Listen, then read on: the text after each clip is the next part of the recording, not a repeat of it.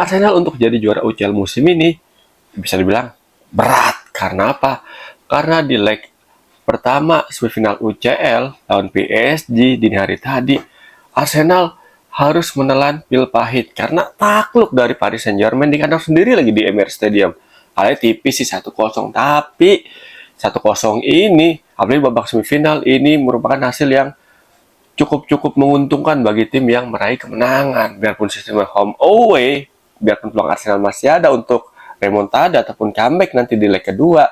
Tapi kalau kita lihat permainan tadi ini, Paris Saint-Germain benar-benar bisa memberikan efek kejut kepada Arsenal di awal-awal babak pertama. Terbukti sebelum 5 menit pertandingan kita berjalan, ini PSG udah bisa bikin gol di menit ke-4 lewat tendangan ngegeduk tanah tuh dari Dembele ya kan, yang menjadi satu-satunya gol di pertandingan tadi. Ya kalau kita lihat sih sebenarnya Arsenal secara overall permainan, ya kalau kita nengok di statistik nih, Arsenal cukup bisa mengimbangi dari PSG. Terbukti penguasaan bola cuma selisih 6%, Arsenal 47, PSG 53. Tapi dari segi shoot on target ataupun kreasi peluang, ini Arsenal 5, PSG 4, total shoot PSG 11, Arsenal 10. Nah, yang menjadi menarik kenapa Arsenal bisa kalah di pertandingan tadi adalah menurut gua karena Arsenal kurang gercep nih. Cenderung cenderung lengah, membiarkan PSG langsung menekan lini pertahanan Arsenal sejak kick off babak pertama. Lihat kan? Ya kurang lebih 3 menit awal pertandingan ini Paris Saint-Germain benar-benar bisa mengeksploitasi lini pertahanan Arsenal secara cukup intens. Nah, itu menurutnya menjadi salah satu blunder yang bikin sama pemain Arsenal di atas lapangan. Karena apa ya? Ini udah babak semifinal.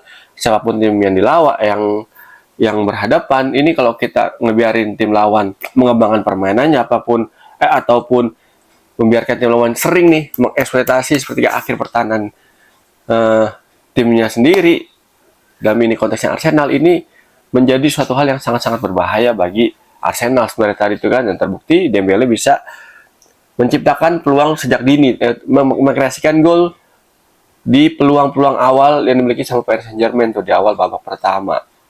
Dan ya menurut gue sih itu suatu keuntungan ya bagi PSG. Karena apa? Karena ketika memiliki peluang di awal babak pertama, peluangnya nggak langsung dibuang tuh, langsung dikonversi menjadi gol. Dan itu menjadi gol yang sangat-sangat emas banget, sangat-sangat berharga banget, karena penting banget.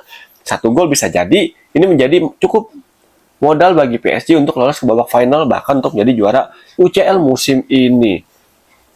Kalau kita lihat para pemain Arsenal ataupun starting line up yang diturunin sama Arteta maupun sama Luis Enrique, pelatih PSG, ini sebenarnya udah komposisi best starting line up-nya. Di luar pemain yang lagi cedera ya kan, Arsenal ada berapa pemainnya yang cedera nih, pemain kuncinya nih. Buat Kiwior sama Saliba, Timber, terus Lewis Kelly, ini menurut gua cukup oke performanya di pertandingan tadi. Emang sih di gol pertama ini pergerakan Kvaratskhelia ini gagal ditutup sama Lewis Kelly, sehingga Kvaratskhelia bisa masuk ke area kotak penalti dari sekitar kotak penalti dari Arsenal, dan dia bisa mengirimkan umpan cutback tuh ke pemain PSG yang lainnya, sehingga diakhiri dengan Dembele dengan tembakan terukurnya dari jarak dekat, nggak jauh dari kotak penalti ya kan.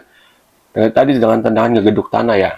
Kalau udah bola begitu sulit untuk diantisipasi sama kiper. David tadi juga cukup oke performanya, tapi menurut gue tadi ya gol Dembele emang gol berkelas dan sulit untuk diantisipasi. Itu sih menurut gue. Selebihnya ya cukup oke performa dari back Arsenal, bisa membendung berbagai peluang dari Paris Saint-Germain. Dan di babak pertama Arsenal bukannya tambah peluang, punya berapa peluang, tapi ya baik babak pertama maupun babak kedua, ini kiper Arsenal si Donnarumma ini benar-benar benar tampil sangat-sangat luar biasa banget guys.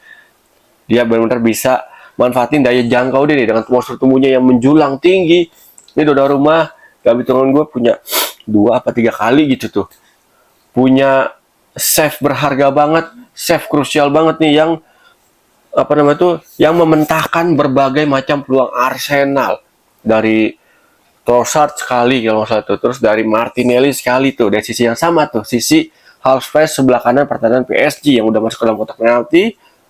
Si Martinelli tendangan placing dan Trossard juga tendangan menyusur tanah, dua-duanya bola datar. Itu bisa ditip, bisa diantisipasi, bisa dimentahin sama Donnarumma.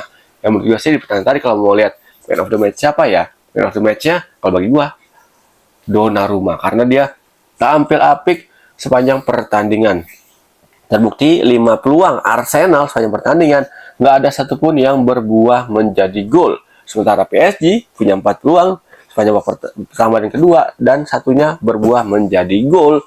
Biarpun David Raya nggak bisa dibilang tampil buruk, enggak, David Raya tampil oke juga, tapi itu dia. Donnarumma tampil menurutnya lebih oke di pertandingan tadi nih dengan save krusialnya sehingga gawangnya bisa clean sheet, nggak kebobolan dari Arsenal. Dan Arsenal sebenarnya bisa itu nyamain kedudukan kan. Seandainya gol di awal babak 2 ya nggak dianulir sama wasit tuh. Berawal dari bola set piece, bola diumpan ke dalam kotak penalti udah disundul pemain Arsenal, tapi sayang banget tuh pas dicek sama VAR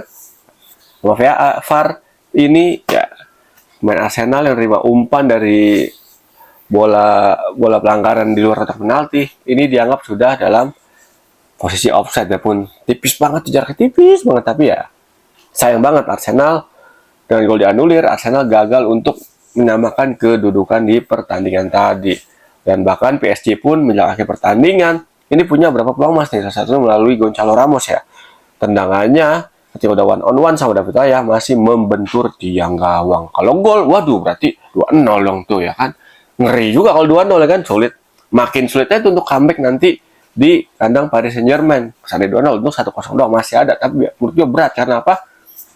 Karena Paris Saint-Germain di musim sekarang di bawah pelatih Luis Enrique, walaupun ditinggal sama super mega bintangnya di 2 musim terakhir, mulai dari Lionel Messi, Neymar, terus juga Mbappe, justru PSG musim ini nih pasti nggak Mbappe, menurut gue ya jauh lebih mengerikan performanya di Liga Champions musim ini. Ya menurut gue sih PSG musim ini adalah Barcelona cabang Paris ya kan. Ya bermainnya kurang lebih mirip ketika Enrique menangani Barcelona, terus juga intensity, terus juga cara dia melakukan pressing dalam serangan ataupun dalam hal bertahan ini mirip-mirip banget kayak Enrique menangani Barcelona ya. Kalau pernah jadi juara juga tuh ya Barcelona sama Enrique di UCL kan. Nah bisa jadi di musim ini kalau Paris Saint-Germain bisa masuk final aja nih, gue prediksi peluang PSG untuk jadi juara UCL musim ini ya sekitar 40%.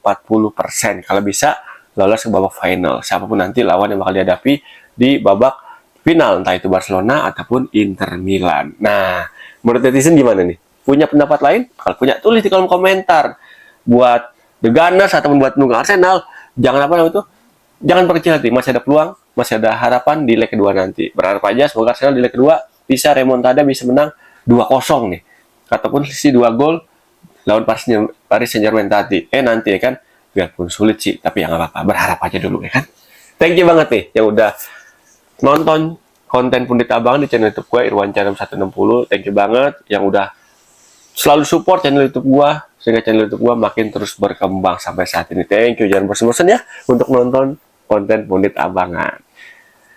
Sekali lagi thank you dan ketemu lagi bersama gue Irwan Chan di konten-konten Pundit Abangan yang lainnya.